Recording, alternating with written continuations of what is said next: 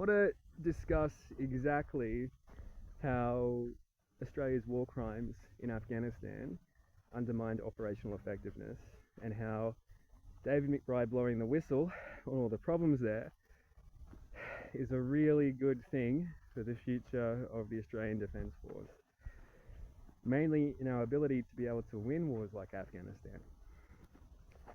So during Afghanistan and Iraq, we engaged in these massive nation building and community building exercises. We tried to train local people in things like carpentry. We tried to create industries. We tried to create alternative things for these people to work in, which were substitutes for, say, growing heroin, which would be sold with the Taliban to fund the war and continue things going on. Ultimately, that heroin, it ends up in countries such as France or the United States. Mostly it ended up in Europe. So there was these big efforts to be able to win hearts and minds, and at the same time, the way organizations such as the Taliban work is that they provide actual services to the community. Remember, the Taliban developed originally as a response to the Mujahideen, which the CIA fucking funded. Right? They became as a response to overthrow the Mujahideens, right, as a different Mujahideen. Because what happened is that these Mujahideen, they deteriorated, they became militants, they were known for doing really horrific things such as raping children. They'd dress children up in dresses and then they'd rape them. And this was done kind of because, women are very much protected in Islamic cultures, because particularly when they're young, because their value is based on their virginity. And that's how different families are able to build alliances in these things. So to get around that in an Islamic country, so the men could get it off, they were doing this terrible thing. And the Taliban, they originally came out of Pakistan, and they came down into Afghanistan, and they started rebuilding the country into something. So to be able to replace them, we needed to be able to begin providing those services and provide something to build these communities together. That meant winning hearts and minds. You know what doesn't win hearts and minds? Going around Afghanistan, killing large amounts of civilians just because they happen to see you killing a couple of Taliban, then making a mistake. Or intentionally doing it. This is what was really sinister about what the Australian SAS were doing. As part of their doctrine, this is what the corporals came up with in the SAS, so the low-ranking guys. So not the generals who have allocating the funds, who've got this planned mission to win Afghanistan. This is the corporals. These are people who are fantastic at soldiering, but aren't necessarily trained in geopolitics. So they're not in a position to be able to see all the different pieces here. They've independently decided to start killing large amounts of civilians intentionally to frighten the locals, so that they're not going to have problems with them. The idea was to terrify them so much that they would not rise up against Australian occupied regions.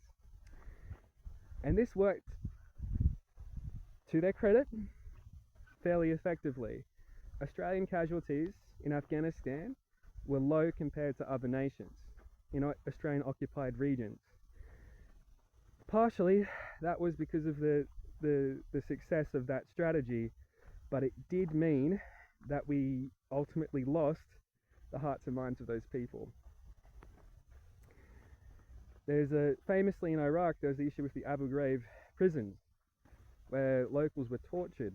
And a big idea amongst American war planners is that at that point, because of Abu Ghraib, they lost the ability to get the people of Iraq on side, because they had tortured all of these civilians who had just been casually accused of association with a militant group.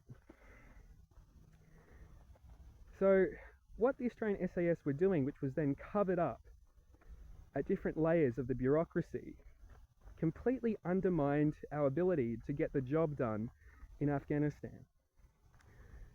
So this process of secrecy and coming down on whistleblowers who are trying to explain, hey, right, you know, this isn't working, right? We've got a real fucking problem here, right? It's undermined our operational effectiveness. People like McBride, they aren't against Team Australia. They want it to work. McBride is a killer. He has been in conflict. He tried out for the SAS. He authorized killings as a legal officer. He is not a pacifist. But this process of cover-ups is a form of corruption which stops the ability from the military to fulfill its duty and its obligations. We are not going to ever be able to succeed in a hearts and minds mission as long as this kind of policy of trying to make ministers look good and high-ranking military officials look good by covering up all the bullshit which happens, right? It's not, we're never going to have an effective government or effective military or any kind of institution as long as we keep this up. And the worst thing is that people, they get all proud about being cloak and dagger. It makes them feel mysterious. Like, people like feeling a bit spooky. But what you're doing by playing this game and pretending that you're being so smart and so cunning and defending the public for their own good from all these secrets, what you're doing oftentimes is that you're creating these problems which are far worse than a couple of whistleblowers telling people what's actually going on so the problems can be confronted. That's my statement regarding the issues which exist in the Australian military as a result of the failure for them to be able to acknowledge men like McBride. And in summary, we're never going to win a hearts and minds mission if we can't prosecute people such as the killers, the murderers in the Australian SAS.